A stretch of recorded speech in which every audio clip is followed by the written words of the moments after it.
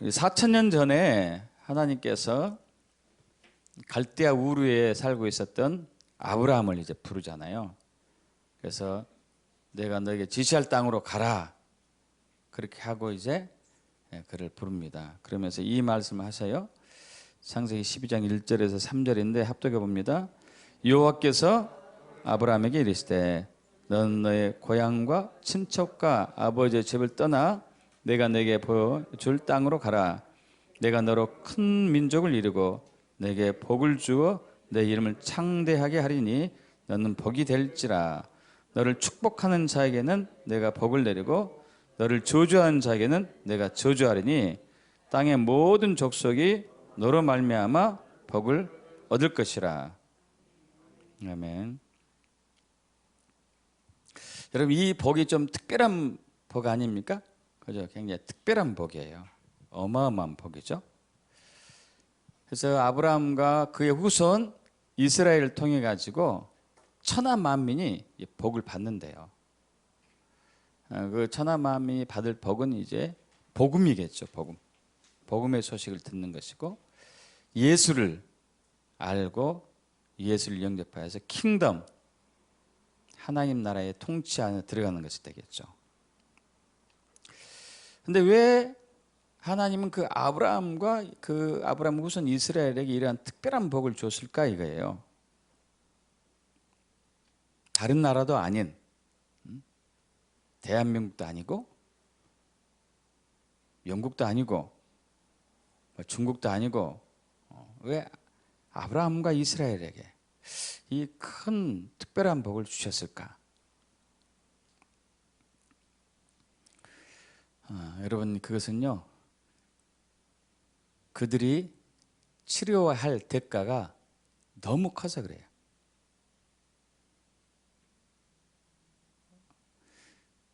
천하 만민이 복을 얻기 위해서 치료해야 할 대가가, 감당해야 할 대가가 너무 컸어요. 이방인이 복을 받으려면은, 즉 이방인에게 구원의 소식이 전해지려면은, 이방인이 예수를 주로 영접하고 킹덤 안에 들어가려면은 그들이 치료해야 할 대가가 컸어요. 그래서 로마서 11장 11절, 12절, 15절인데 그러므로 내가 말하더니 그들이 넘어지기까지 실족하였느냐? 그럴 수 없느니라. 그들이 넘어짐으로 구원이 이방인에게 이르러 그들의 넘어짐이 세상의 풍성함이 되며 그들의 실패가 이방인의 풍성함이 되거든. 형제들아, 이 비밀을 너희가 모르길 내가 원하지 아니하노니 이 비밀은 이스라엘에 충만한 수가 들어오기까지 이스라엘들은 완악하게 된 것이라. 이 완악하게 됐다는 얘기는요, 하나님께서 이스라엘을 택해가지고 그들에게 말씀을 주셨는데 복음, 예수 그리스도의 복음의 소식을 들을 수 있는 귀와 눈은, 마음은 열어주지 않으셨어요. 이것이 그들에게 엄청난 큰 대가로 온 거죠.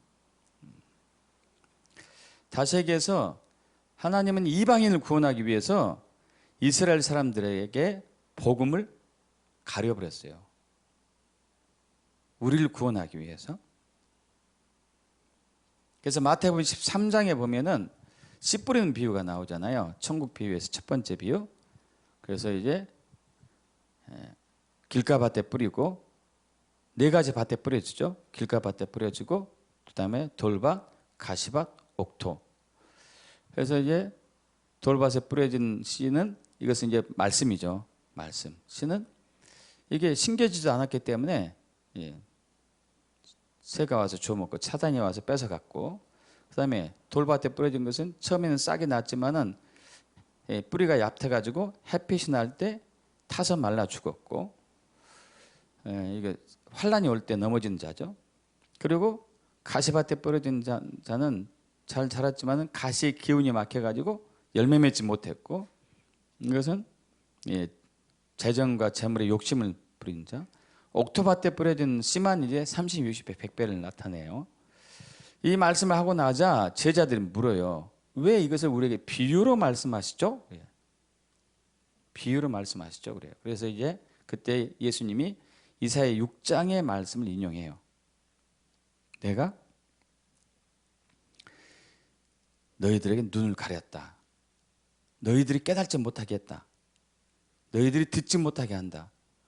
너희들이 보지 못하게 한다. 너희는 보아도 보지 못하고 들어도 깨닫지 못하게 할 것이다 그래요. 이건 엄청난 비극이거든요. 어떻게 보면은. 왜냐하면 이방인을 구원하기 위해서. 이방인을 구원하기 위해 이스라엘 사람들에게 복음을 가려요.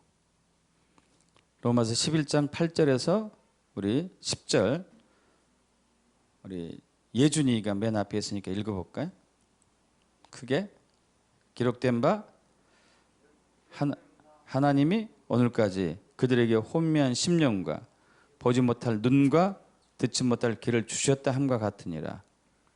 또 다윗이 이르되 그들의 밥상이 올무와 덫에 거치는 것과 보응이 되게 하옵시고 그들의 눈은 흐려 보지 못하고 그들의 등은 항상 굳게 하옵소서 하였느니라.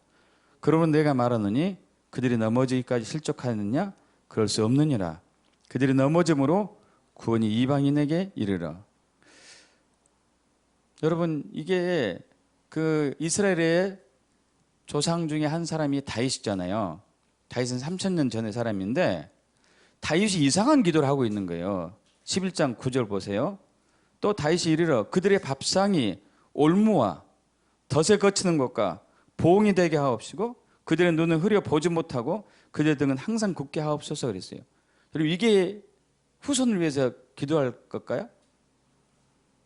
여러분 자녀들 위해서 이렇게 기도하실 거예요? 이거 말도 안 되잖아요. 이건 저주의 기도거든요. 저주의 기도.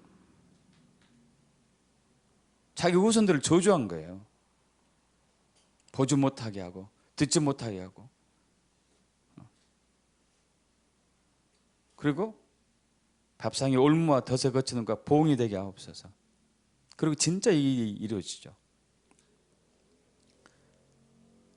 그들은 수천 년 동안, 근자에서 2000년 동안, 근래에서 2000년 동안, 더 많지만 2000년 동안 해도 600만 건의 학살을 당했단 말이에요.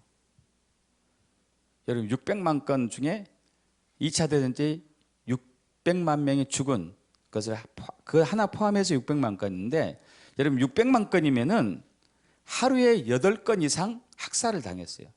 핍박을 당하고 학대를 당하고 2000년 동안 매일 하루도 쉬지 않고.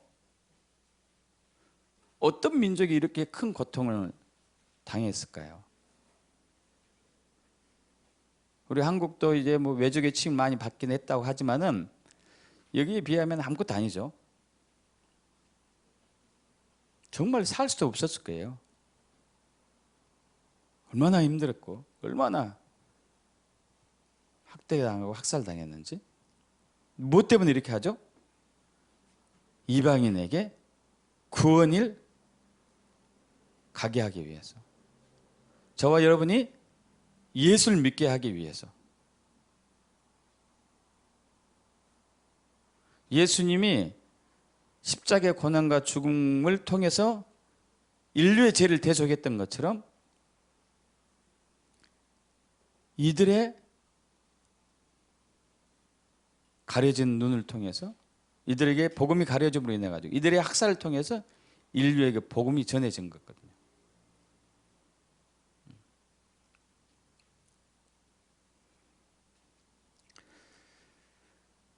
이미 이스라엘에 대한 파멸에 대한 예언은요, 성경 곳곳에 나와 있어요. 신명기 4장 27절, 3500년 전에 모세를 통해서 이스라엘 백성들에게 이미 얘기했습니다. 여러분, 그때 이스라엘이 430년 동안 애굽에서 종살이 하다가 이제 해방되어 가지고 이 가나안 땅을 향해 가고 있어요. 그래서 새로운 국가를 이제 만들어내는 거예요. 새로운 국가를 만드는데 이 얘기를 해요. 하나님께서 여호와께서 너희를 열국 중에 흩으실 것이요, 여호와께서 너희를 쫓아보내실 그 열국 중에 너희의 남은 수가 많지 못할 것이며 이래요. 이건 이상하지 않아요? 가나안 땅에 들어가 새 민족을 세우는데 이 얘기를 하는 거예요. 이 얘기를. 예레미야 16장 13절 내가 너희를 이 땅에서 쫓아내어 너희와 너희 열조에 알지 못했던 땅에 이르게 할 것이다. 왜? 그러죠? 이방인 우리에게 복음이 전해지기 위해서. 예수가 전해지기 위해서.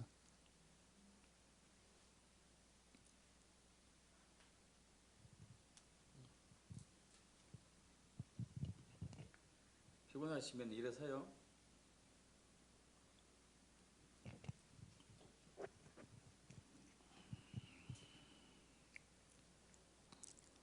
그러고 나서 이것만 전한 것은 아니에요. 내가 다시 고향 땅에 돌아오게 할 것이다. 내가 다시 흩어진 너희를 다시 돌아오게 할 것이다고 또 말씀하셔요. 자, 방금 봤던 말씀이잖아요. 신명기 4장 27절에서 그리고 30절 여호와께서 너희를 열국 중에 흩으실 것이요 여호와께서 너희를 쫓아보내실 그 열국 중에 너희 남은 수가 많지 못할 것이며 이걸로 끝나지 않아요. 30절에 이 모든 일이 내게 임하여 환난을 당하다가 끝날에 그래. 끝날에 내가 내 하나님 여호와께로 돌아와서 그 말씀을 청종하리니. 끝날이 언제일까요? 그러면 이 끝날. 이 끝날이 언제겠어요? 지금이죠. 지금 1948년 8월 15일 이스라엘에 돌아왔잖아요. 그리고 지금 전 세계에 흩어져 있는 유대 이스라엘 족속들이 고향으로 돌아가고 있잖아요. 지금 이 일을 하고 계시잖아요. 지금 예레미야 16장 13절 그리고 15절 합독합니다. 내가 너희를 이 땅에서 쫓아내어 너희와 너희 열조에 알지 못했던 땅에 이르게 할 것이라. 여호와의 사심으로 맹세하리라. 내가 그들을 그 열조에게 준 그들의 땅으로 인도하여 드리리라. 이 언약의 말씀을 지금 이 시대에 우리가 보는 데서 지금 이 일을 하고 계세요. 이 일을.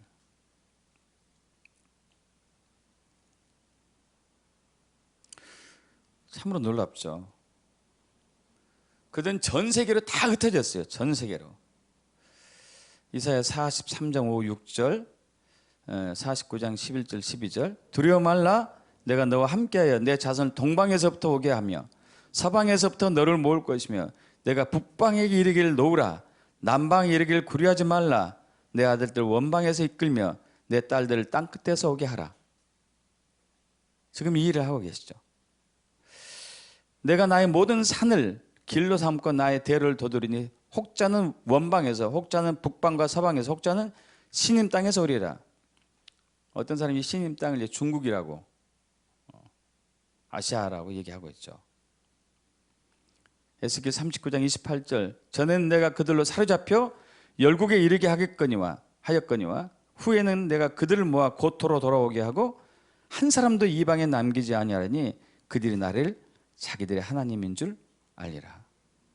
지금 이 일을 하고 계시다니까요. 언약의 말씀 정확하게.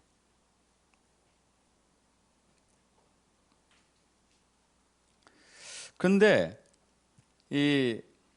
그동안 교회에서는 신학하는 분들이나 목회자들도 마찬가지였는데 이 언약의 말씀을 받고도 이것은 육적인 이스라엘이 없어졌으니까 이것은 우리 이방인 우리 영적인 이스라엘을 얘기하는 것이라고 착각했었죠. 이걸 보고 이제 대체 신학이라고 그래요. 바꾸어버린 신학이라고 그래요. 바꾸는 신학. 하나님은 글자 그대로 이제 행하신 것이죠. 1948년 5월 14일 이스라엘을 재건하고 그때 재건했을 때 몇십만 분이 안 살았다니까. 몇십만 명. 재건하고 난 다음 날 전쟁 터졌죠.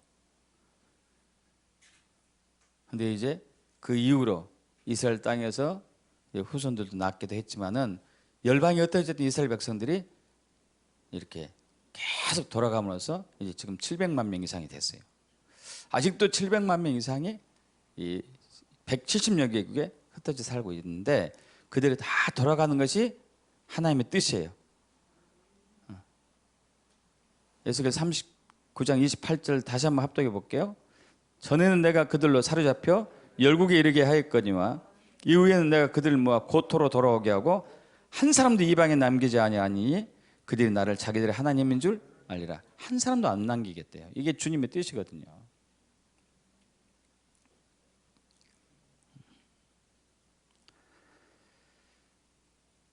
자, 그래서 이스라엘은 굉장히 중요해요. 굉장히 중요한 나라예요, 이스라엘이. 마태복음 24장에 보면은 예수님의 재림 조건 세 가지가 나와요. 예수님의 재림 조건. 마태복음 24장 14절 그리고 33절을 합독해 봅니다. 이 천국 복음이 모든 민족에게 증언되기 위하여 온 세상에 전파들이 그제야 끝이 오리라. 이와 같이 너희도 이 모든 일을 보거든 인자가 가까이 곧 문 앞에 이른 줄 알라. 자, 세상 끝 예수의 재림이 언젠가에 이 재림이 언제? 첫 번째가 천국 복음이 킹덤 복음이 온 땅끝까지 전해지는 것. 여러분 이건 다 거의 다 완성됐어요. 그죠? 첫 번째가. 그리고 이제 14절이 첫 번째잖아요. 15절부터 30절까지는 두 번째예요. 15절부터 30절까지는 적그리스도가 등장해요. 적그리스도. 마태복음 24장 15절만 합독합니다. 그러므로 너희가 선지자 다니엘이 말한 바 멸망에 가증한 것이 거룩한 곳에 선 것을 보거든. 멸망에 가증한 것은 적그리스도를 얘기해요. 그가 예루살렘 성전에서 자기가 메시아다 하면서 이제 가짜인데 진짜 역할을 하는 거죠. 진짜 역할. 거짓 평화를 공포하면서. 근데 그때부터는 이제 엄청난 환란이 돼요. 그래서 대환란이 7년인데 7년 전 3년 반은 적그리스도가 등장하기 전 3년 반은 비교적 평화의 시기인데 후 3년 반은 적그리스도가 이제 자기가 평화의 왕으로 우뚝 서가지고 온 세계를 통치할 텐데 그때부터는 본격적인 환란이 시작이 되죠. 그래서 그때 666표 짐승의 표도 등장해요. 짐승의 표 666표를 받지 아니하면은 엄청난 이제 그 불이익을 당하게 되죠. 그리고 그가 이제 속이죠. 내가 그리스도야. 내가 예수다. 내가 예수다. 그래서 23절 보세요. 23절. 그때 사람이 너에게 말하되 보라 그리스도가 여기 있다 하고는 저기 있다 해도 믿지 말라고 해요. 적그리스도가 와가지고 내가 그리스도다 했을 때 믿지 말아라. 그런 눈이 열려야 돼요. 그런 눈이. 왜냐하면 거짓 그리스도인들과 거짓 선지자들이 할 수만 있다면 엄청난 기적과 이사를 막 나타내니까 잘 모르는 거예요. 목사들도 막 그런 역할을 하니까. 여러분 기독교 신문 중에서는 뉴스 엔조이 신문이 있어요. 뉴스 엔조이라고 들어봤는지 몰라요. 뉴스 엔조이가 지독한 좌파 신문이에요. 정말 복음적인 것이 찾아볼 수가 없어요. 그래서 건강한 단체들 다 사입이라고 매도하고 다니는 단체가 이제 신문이 뉴스 엔조이거든요. 근데 여기에 관여된 그리스도인들이 많아요. 많아.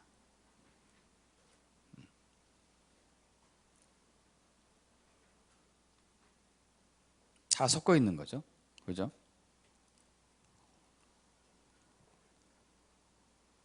대놓고 이렇게 얘기하면 또 나도 막 사입이 이단은 뭘지 모르겠어요. 자, 그렇고 난 이후에 30절 그때에 인자의 징조가 하늘에서 보이겠고 그때에 땅의 모든 족속들이 통곡하며 그들이 인자가 구름을 타고 능력과 큰 영광으로 오는 것을 보리라. 재림이 있다는 얘기예요. 적그리스도가 등장하고 난 이후에 3년 반 지나면 예수님이 이제 재림하는 것이죠. 그리고 또 하나 또 있어요. 30절까지가 얘기했고 이제 32절을 보면 이것이 나온다는 얘기예요. 32절 마태복음 24장 32, 33절 합독합니다. 무화과 나무의 비유를 배우라. 그 가지가 연하여지고 잎사귀를 내면 여름에 가까운 줄 아나니 이와 같이 너희도 이 모든 일을 보거든 인자에 가까이 곧 문 앞에 이른 줄 알라. 무화과 나무 가지가 연하여지고 그 잎사귀를 내면 여름에 가까운 줄 아나니 이와 같이 무화과 나무가 뭔가를 또 우리가 알아야 돼요. 무화과 나무가 뭐냐 이거예요. 무화과 나무 바로 이스라엘 얘기예요.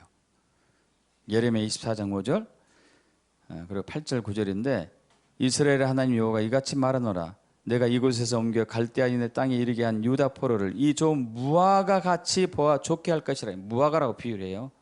이스라엘을.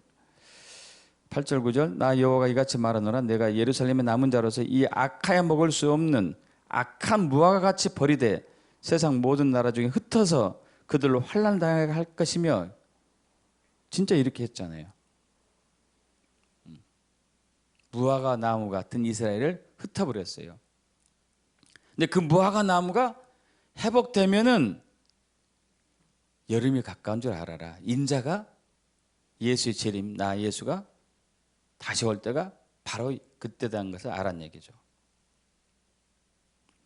그래서 이스라엘 회복이 예수의 재림에 있어서 굉장히 중요하다는 얘기예요. 열방이 흩어졌던 이스라엘 백성들이 고향으로 돌아가는 것이 예수의 재림에 있어서 굉장한 조건, 엄청난 조건 중에 하나예요.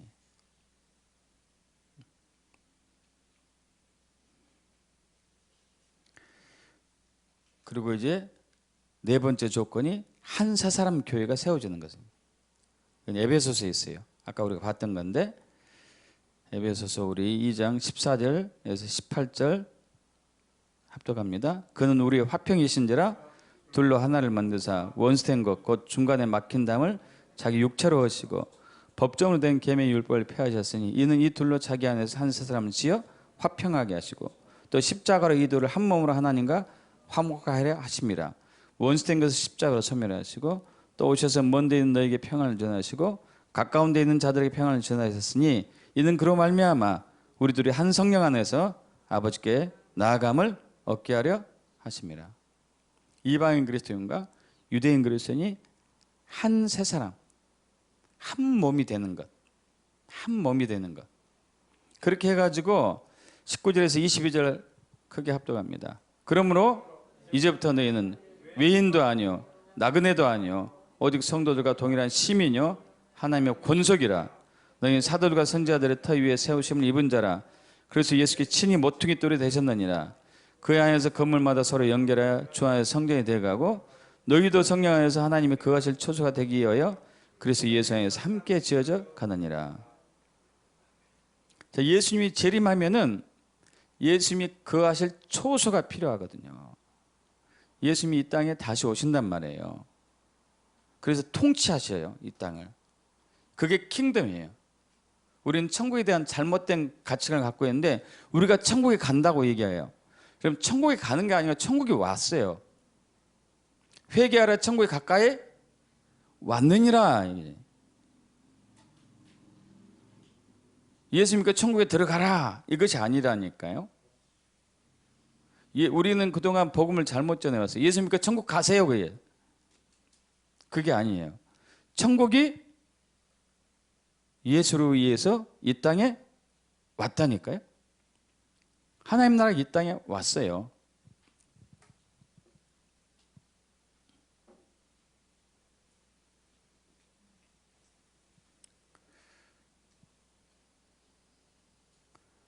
하나님 나라가 이 땅에 왔어요.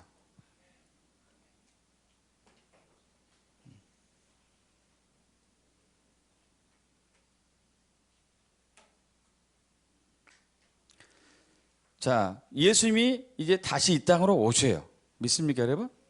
그래서 그분이 통치해요. 그분이 통치한 나라가 바로 킹덤이고 천국이고 하나님 나라라는 얘기예요. 그분이 통치한 나라.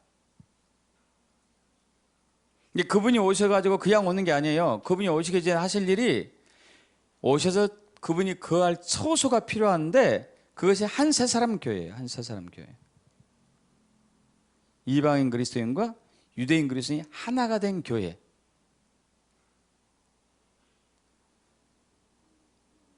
그래서 사탄이 이를 알아요.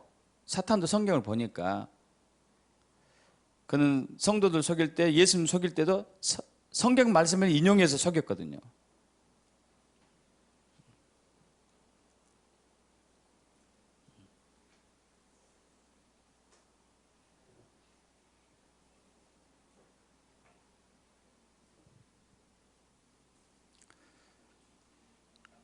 그래서 사탄은 예수님이 못 오는 것이 자기 왕국이 계속 가는 것이지.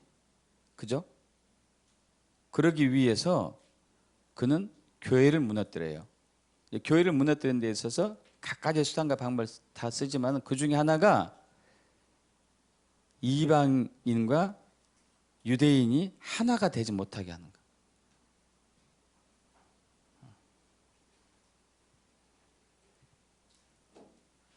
이방인과 유대인이 하나가 되지 못하게 하는 것. 원래 초대교회 시작에는 이방인과 유대인들이 하나가 돼서 시작했어요. 바울은 이방인을 향해서 복음을 전했고 베드로는 유대인을 향해서 복음을 전했고 그들이 성령 안에서 하나가 돼서 한 사람이 되었는데 AD 313년 로마에서 기독교가 국교로 되고 난 이후부터 본격적으로 타락해가지고 그때부터 교회에서는 교회 안에 유대인의 풍습들을 없애고 유대인들을 쫓아내기 시작했거든요. 그래야지만이 교회가 온전한 교회가 안 되니까.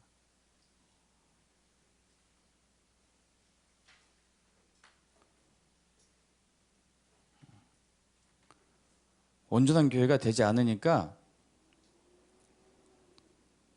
그래야지 자기가 통치할 수 있으니까 계속.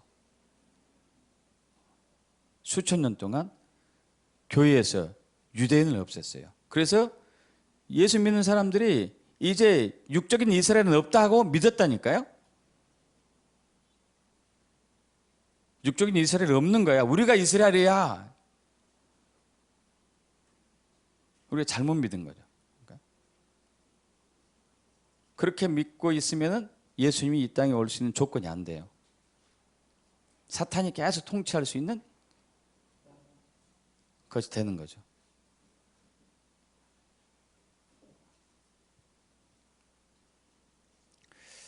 근데 놀랍게도 1948년 5월 14일 이스라엘이 재건됩니다. 이건 기적 같은 일이에요. 기적 같은 일. 또 놀랍게도 그 해에 우리나라도 재건돼요. 우리는 1945년 8월 15일 광복을 맞이했지만 3년 동안 이제 미군의 군정 아래 있었잖아요. 군사정부 아래 있었었죠. 그러다가 1948년 8월 15일 날 대한민국이 시작된단 말이에요. 놀랍죠, 이게.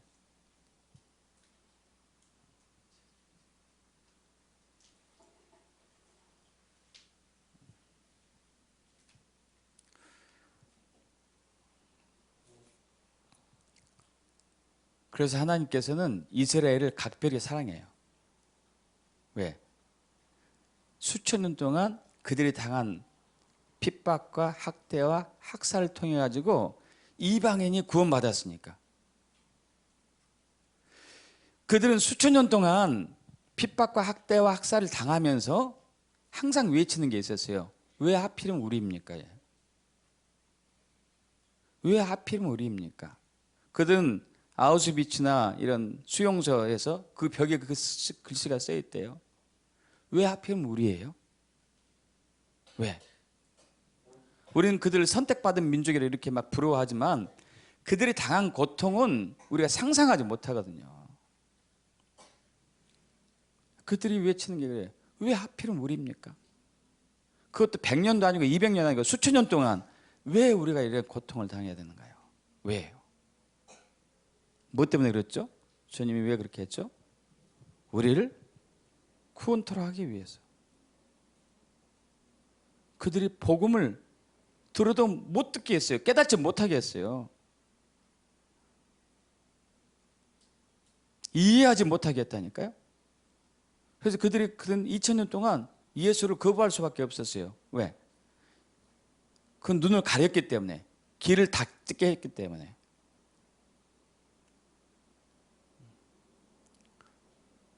그들이 멍청해서 그런 게 아니에요. 우리가 똑똑해서 복을 받은 게 아니라니까요. 주님의 은혜거든요. 그래서 주님이 로마서 11장 23절에 은사와 부르심에 후회하심이 없다 그래요. 이게 무슨 얘기예요? 이스라엘에 그들은 말씀을 받았지만 내가 그들의 눈을 흐리고 가렸다. 마음의 문을 닫아버렸다. 왜? 복음이 이방인에게 전하기 위해서. 그들을 핍박 가운데 두었다. 이것을 내가 후회하지 않는다. 이렇게 한 거죠. 그러나 주님이 이스라엘을 사랑해요. 눈동자처럼 사랑해요. 그래서 이스라엘 하나님의 눈동자라고 얘기해요. 신명기 32장 10절 그리고 스가랴 2장 8절 같이 합독합니다. 여호와께서 그를 황무지에서 짐승이 부르짖는 광야에서 만나시고 호위하시며 보호하시며 자기의 눈동자같이 지키셨도다. 만군의 여호와께서 이같이 말씀하시되 영광을 위하여 너희를 노력한 여러 나라로 보내셨나니 너희를 범하는 자는 그의 눈동자를 범하는 것이라. 진짜 여러분 스가랴 2장 8절에 영광을 위해서 너희를 노력한 여러 나라로 보냈다 해요.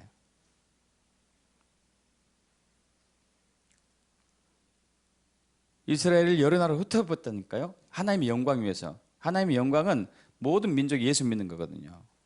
그래서 하나님께 영광 돌리는 거거든요.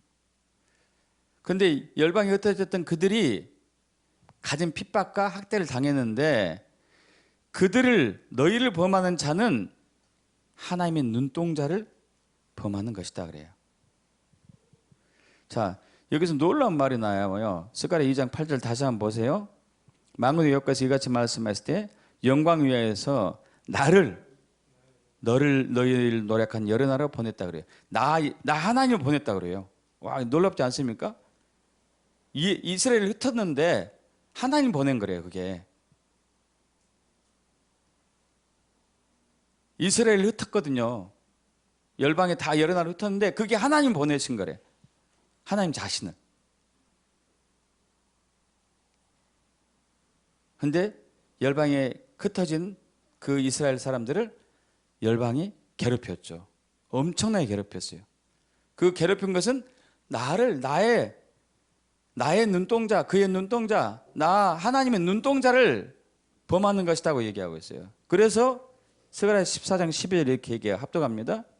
예루살렘을 친 모든 백성에게 여호와께서 내리실 재앙은 이러하니 곧 섰을 때에 그들의 쌀이 썩으며 그들의 눈동자가 눈구멍 속에 썩으며 그들의 혀가 입속에 썩을 것이요. 왜? 눈동자를 범했기 때문에 눈을 썩게 한다는 얘기예요. 아마 이것은 마지막 때 아마 원자 폭탄, 수소 폭탄이 터지지 않을까 하는 추측을 해볼 수 있는 대목인데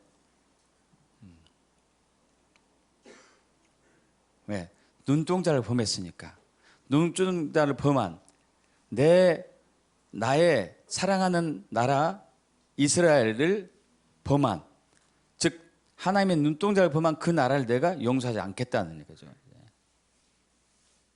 얼마나 이스라엘을 사랑한지 알 수 있는 부분이죠. 이스라엘을 사랑할 수밖에 없었던 이유는 대가가 너무 컸기 때문에.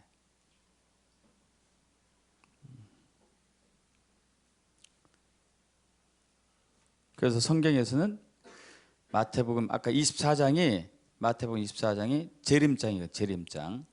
25장도 재림장이에요. 24장, 25장에다 재림장인데 25장은 세 가지 비유를 나타내면서 어떻게 준비해야 된다, 재림을 준비해야 된다에 대해서 얘기하고 있어요. 첫 번째 비유는 슬기로운 5처녀, 미련한 5처녀, 10처녀 비유잖아요. 그래서 기름을 따로 준비해라. 준비하는 자. 주님 오실 길을 준비하는 자. 두 번째 비유는 달란트 비유. 5달란트 받은 사람은 5달란트 이익을 남겼고, 2달란트 받은 사람은 2달란트 이익을 남겼고, 1달란트 받은 사람은 1달란트 이익을 남기지 않고 땅속에 숨겨놨고. 이건 무슨 얘기예요? 저와 여러분의 부르심을 성취해야 되는 거예요. 여러분, 부르심이 뭐예요, 여러분? 모르면은 죽자사자 기도해서 알아내야 돼요. 모르면은 교회가 하는 대로 따라오셔요. 지금 저희 교회에서는 무료로 치유하고 있잖아요. 무료로 치유하고 있어요.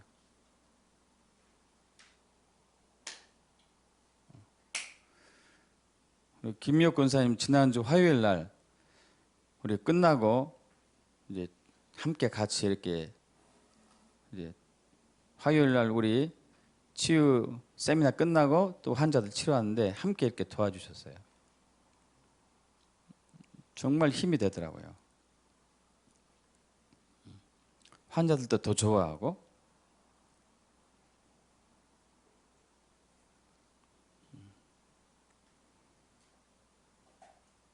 그리고 치료도 더 빨리 끝나고 더 많은 부분을 치료할 수 있었었고, 여러분 부르심을 성취해야 돼요. 그렇지 않으면 여러분은 1달란트 받은 사람이에요. 땅속에 숨겨놓은 사람들. 책망만 있을 거예요. 책망만. 세 번째가 소자 비유예요. 소자. 소자를 섬기는 것. 잘 아시죠? 마태복음 25장 31절에서 36절 합독해 볼까요? 인자가 자기 영광으로 모든 천사 함께 올 때에 자기 영광의 보좌에 앉으리니 모든 민족을 그 앞에 모으고 각각 구분하기를 목자가 양과 염소를 구분한 같이 하여 양은 그 오른편에 염소는 왼편에 두리라. 그때 임금이 그 오른편인 자들에게 이르실 때 내 아버지께 복받은 자들이여 나와 창세로부터 너희를 위하여 예비된 날을 상속받으라.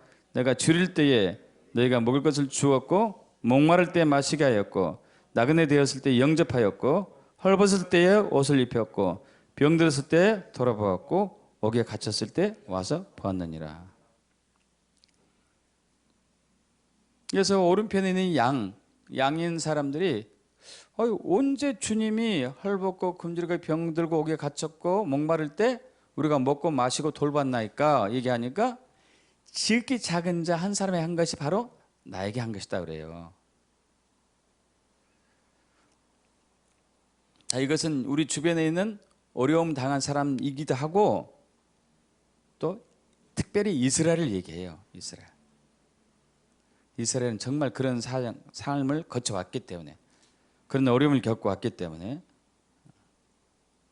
그래서 이스라엘 선기는 나라와 민족과 교회와 사람들에게는 엄청난 복을 주는 게 성경에 나온 하나님의 약속입니다. 믿습니까?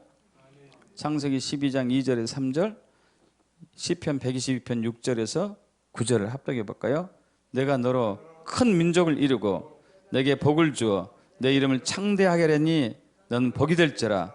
너를 축복하는 자에게는 내가 복을 내리고 너를 저주하는 자에게는 내가 저주를 하리니 땅의 모든 족속이 너로 말미암아 복을 얻을 것이라. 예루살렘을 위하여 평안을 구하라.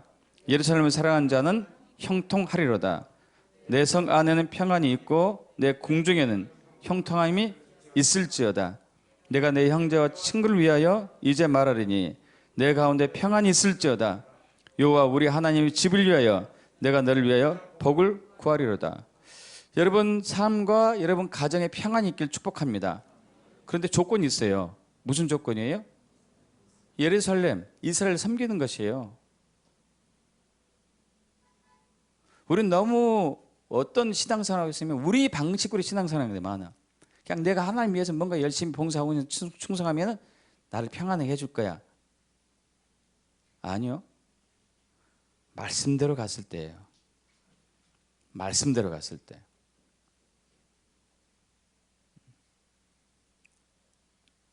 예루살렘을 위해서 평안을 비는 자가 평안할 거예요. 이스라엘 섬기는 사람이 잘 될 거예요. 믿습니까, 여러분? 이건 변함이 없어요. 그래서 여러분 오스카 신들러라는 사람 아시잖아요. 영화도 나왔잖아요. 오스카 신들러 리스트.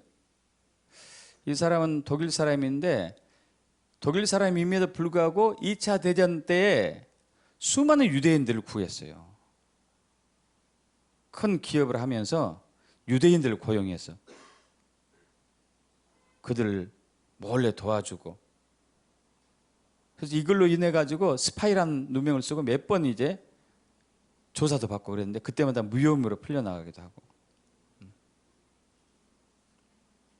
여러분 이스라엘 사람들 600만 명이나 학살한 독일이 지금 왜 저렇게 잘 살죠? 이스라엘 섬긴 누군가 있었기 때문이에요.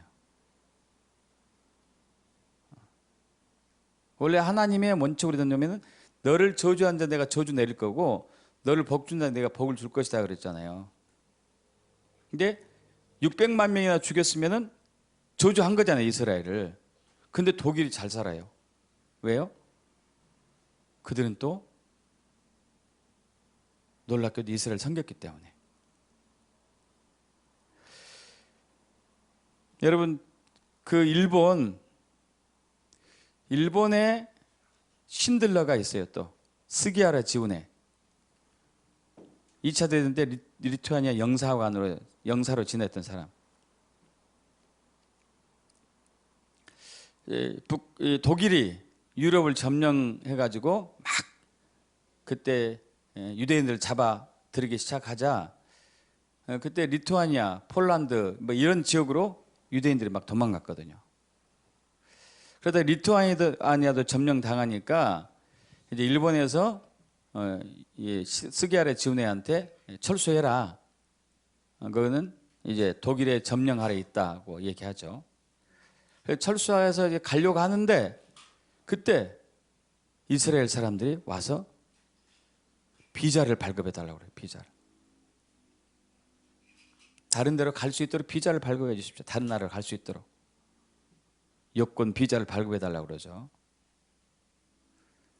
근데 참 놀랍게도 이분이 그냥 하루도 쉬지 않고 매일매일 수십 명의 비자를 발급해 주죠. 여권을 발급해 준다는 얘기죠. 자기가 딱 한 달 여유가 있었는데 한 달 동안에 무려 300명 이상을 해줘요. 하루 종일 쓴 거죠, 하루 종일. 그리고 자기가 이제 기차로 고향으로 떠난 때 사람들이 막 와서 몰려드니까 서류를 다 주고 당신들이 마음대로 하고 도장도 찍고 하라고 해서 그렇게 보내죠. 그때 6천 명이 비자를 받아가지고 일본, 중국, 미국으로 다 이제 망명을 가요. 나중에 리투아니아, 폴란드에 20만 명의 유대인들이 죽었어요. 그 중에 수천 명을 살린 거지 이제. 여러분 일본이 우상의 나라인데 잘 사는 이유 중에 하나가 이것 때문에 그런다니까. 이것 때문에. 웃기는 거예요 정말. 우상의 나라는 망해야 되거든. 이게 세계 경제 대국 중에 하나잖아요.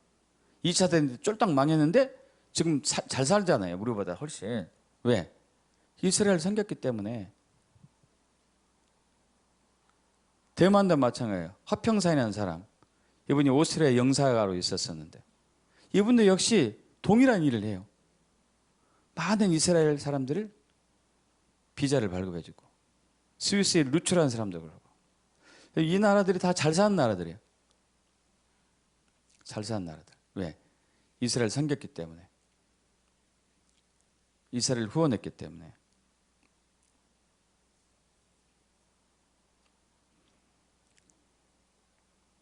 대한민국은 어떨까요?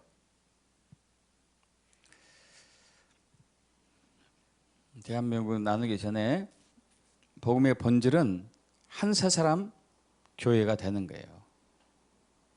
한 세 사람 교회가 되지 않으면 주님이 올 수 있는 조건이 안 돼요. 주님이 이 일을 하고 계셔요. 지금 이 일을. 다시 한번 에베소 2장 15절에서 18절 합독해 볼까요? 법조문으로 된 계명의 율법을 폐하셨으니 이는 이 둘로 자기 안에서 한 세 사람을 지어 화평하게 하시고 또 십자가로 이 둘을 한 몸으로 하나님과 화목하게 하려 하심이라.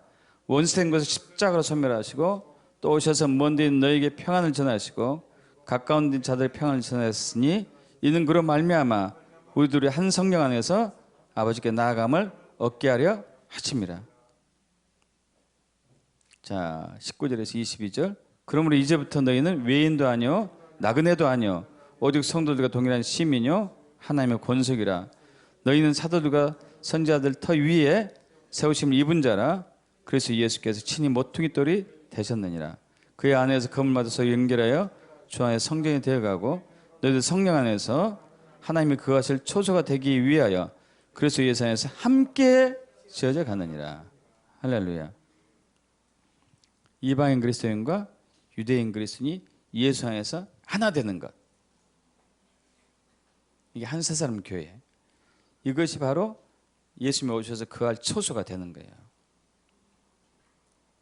자, 그래서 지난 수천 년 동안 이스라엘의 넘어짐으로 인해 가지고 이스라엘의 학살과 핍박으로 인해 가지고 그들이 복음을 듣지 못하게 가려줌으로 인해서 이방인에게 복음이 전해졌어요. 이제 다시 바꿔서 이방인이 그들에게 복음을 전해야 될 때가 온 거예요. 로마서 11장 11절, 12절, 25, 26절 합독합니다. 그러면 내가 말하노니 그들이 넘어지기까지 실족하였느냐? 그럴 수 없느니라. 그들이 넘어짐으로 구원이 이방인에게 이르러 이스라엘로 시기나게 하매니라. 그들의 넘어짐이 세상의 풍성함이 되며 그들의 실패가 이방인의 풍성함이 되거든 하면 그들의 충만함 일이요. 형제들아, 내가 스스로 지혜있다면서 이 신비를 모르길 내가 원하지 않으니 이 신비는 이스라엘의 충만한 수가 들어오기까지 이스라엘들은 우둔하게 된 것이라. 그리하여 온 이스라엘이 구원을 받으리라. 이게 하나님의 뜻이에요. 이스라엘에게 복음을 가려서 그들이 전 세계에 흩어져서 수천 년 동안 핍박과 학대를 당한 사이에 복음이 전 세계에 전해졌고, 이제 복음이 전 세계에 전해져서 모든 이방 국가에 전해지고 난 이후에 이방인의 충만한 수가 차면은 이제 이스라엘이 이제 구원받는 것. 이스라엘 구원받는 것. 그래서 지금 이스라엘이 구원받고 있는 중이죠. 그래서 우리는 복음이 빚진 자이기 때문에 그들을 위해서 기도해야 되고 그들을 위해서 후원해야 되고 그들을 예수 믿도록 섬겨야 되고. 왜? 그들의 학살과 핍박을 통해서 우리가 구원받았기 때문에. 우리가 그들 역할을 할 수 있겠어요? 여러분 얼마나 지겨울까요? 늘 하루도 쉴 날이 편할 날이 없었으니까 그들이 수천 년 동안. 그래서 대한민국은 이스라엘 돕는 양의 나라가 돼요. 양의 나라. 아까 이제 마태복음 25장에서 오른편에 양, 왼편에 염소 했잖아요. 오른편에 있는 양들에게는 이제 하나님 보좌에 이렇게 이제 드리죠. 왼편은 몰아내버리고 오른편에 있는 자들은 소자를 섬긴 사람들, 헐벗고 굶주리고 목마르고 배고프고 옥에 갇히고 병든 자. 누가 그랬어요 이걸? 이스라엘이 그런 거 아니에요. 이스라엘이.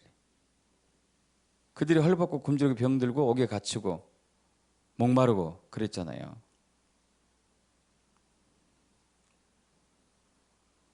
그래서 대한민국이 이 역할을 하는 데 있어서 가장 앞장서서 한다고 많은 예언가들이 얘기하고 있어요.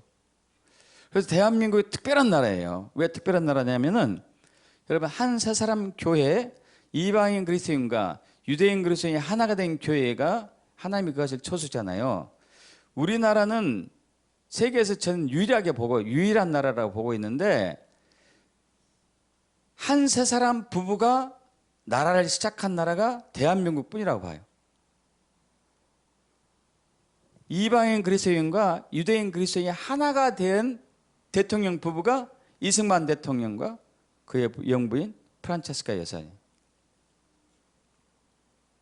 이승만 대통령은 이방인 그리스도인, 프란체스카 여사는 유대인 그리스도인. 이건 유일한 나라 같아요. 유일한 나라. 그래서 대한민국을 시작했어요. 특별하지 않습니까 이게? 대한민국 운명이에요. 숙명. 부르심이에요. 부르심. 이스라엘 섬기려는 하나님의 전략 가운데 하나겠죠. 어떻게 그 많은 여인 중에 한국 사람도 아니고 외국 사람하고 결혼했는데 그게 유대인이야 이거예요. 그것도 예수 믿는 유대인. 이건 찾기 힘들잖아요. 그죠? 예수 믿는 유대인 찾기 힘들어요.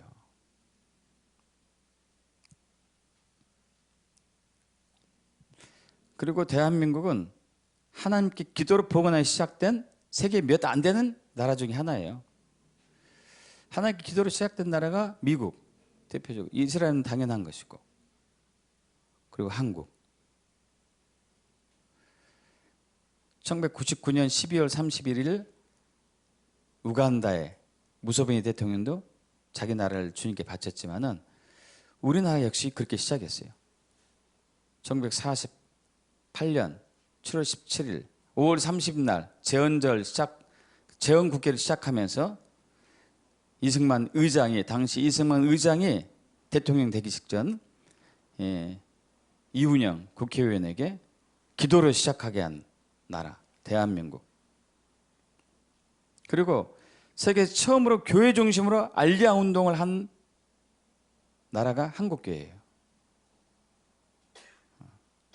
그 전에는 이제 이스라엘에 가면은 주이시 에이전스라는 단체가 있는데 이 단체에서 알리아 운동, 알리아는 열방에 흩어졌던 이스라엘 백성들을 고향으로 돌아오게 하는 역할을 하는 것인데 전 세계에 있는 기업가들이나 믿는 사람들이나 믿지 않는 사람들이 후원을 받아가지고 그 돈을 가지고 이제 이디오피아에 있는 이스라엘 사람들, 아프리카에 있는 이스라엘 사람들 막 이제 초청하는 거예요.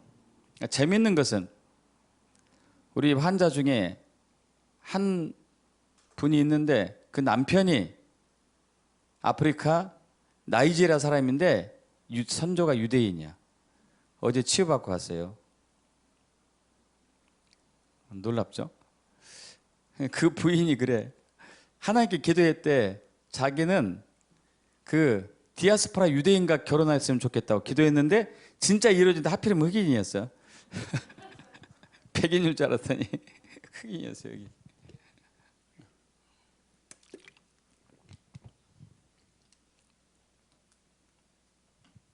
그래서 전 세계에 매년 수천 명, 수만 명 이제 유대인들이 고향으로 돌아가고 있는데 그것은 이제 주이시 에이전스라는 단체를 통해서 하고 있는데 한국에서 처음으로 교회 중심으로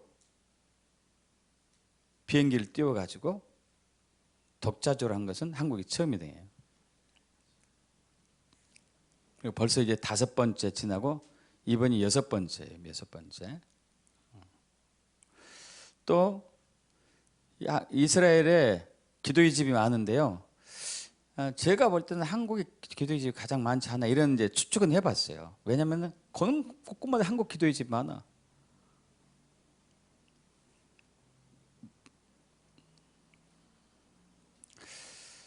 여러분 이스라엘 위해서 기도해야 돼요. 그들을 후원하고 그들을 섬기고 그들을 돕고